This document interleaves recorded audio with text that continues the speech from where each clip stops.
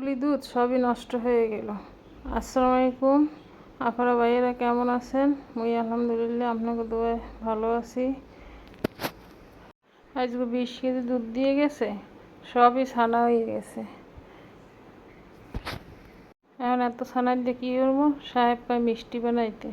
মিষ্টি বানাইছি সেই কবে হ্যাঁ বুঝলেও গেছি মুই। তারপর দেখি চেষ্টা যে যখন খাইছে তখন 20 কেজি দুধের ছানাও কিন্তু খুব একটা বেশি না। ছানা যেহেতু আরও আগে একটু এমনি ছানা হিসেবে খাওয়া হয়েছে জাল দিয়ে, ছানাটার উঠেই একটা পরিষ্কার কাপড়ের মধ্যে পানি জড়তে দিয়ে ধুয়ে আইয়ে পড়ছি রসুনের আচার বানাইতে। আম কাটতে শুকাইতেছিলাম আগেই, রসুনও ছিল হয়ে গেছে, এখন আচার বানাম। সাহেব আবার রসুনের আচার খুব পছন্দ করে। মুই তো রসুনের আচার এরকম বানাই, আপনারা কেটাকে আমি বানান জানাইবেন। এখানে কটা শুকনো মরিচ টালা দিয়ে দিছি, তারপর আম দিয়ে দিতে আসি।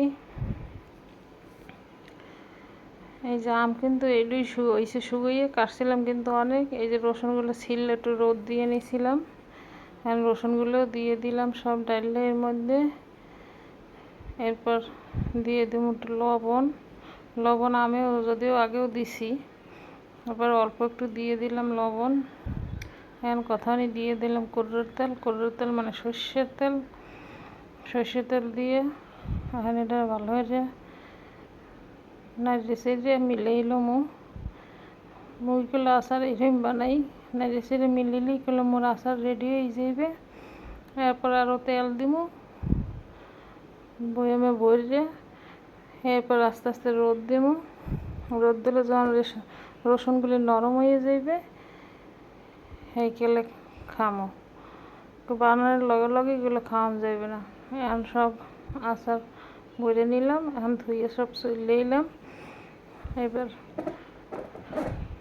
ছানার দ্বারে দেখেন ছানাগুলো কী সুন্দর পানি ঝরে সব ঝরঝরা হয়ে গেছে। ছানাগুলোর করে মিষ্টির জন্য ভালো করে মাখিয়ে নিব। মিষ্টি বানাইতে হলে এগুলো ছানা বেমালা মাখা লাগে। ওই তো মাখছি বেমালার সময় ভেজে মাখলে একটা তেল বাইরে হইবে, তখনই বোঝা যাইবে যে হয়ে গেছে। এই যে এখন মোরা দুই মায়ে যে মিললে বানাইতেছি, মোরা তার দোকানদার না, অত সুন্দর করে পারিও না। এই যে তারপর আপনারা দেখেন কেমন হয়েছে। এই যে দেখেন মিষ্টি চড়াই দিছি, হইয়াও গেছে, ফুললে ফাটিয়েও গেছে। এই যে মিষ্টির ফাইনাল লুক। সবাই ভালো থাকবেন, সাথে থাকবেন এবং আমার জন্য দোয়া করবেন। আল্লাহ হাফেজ।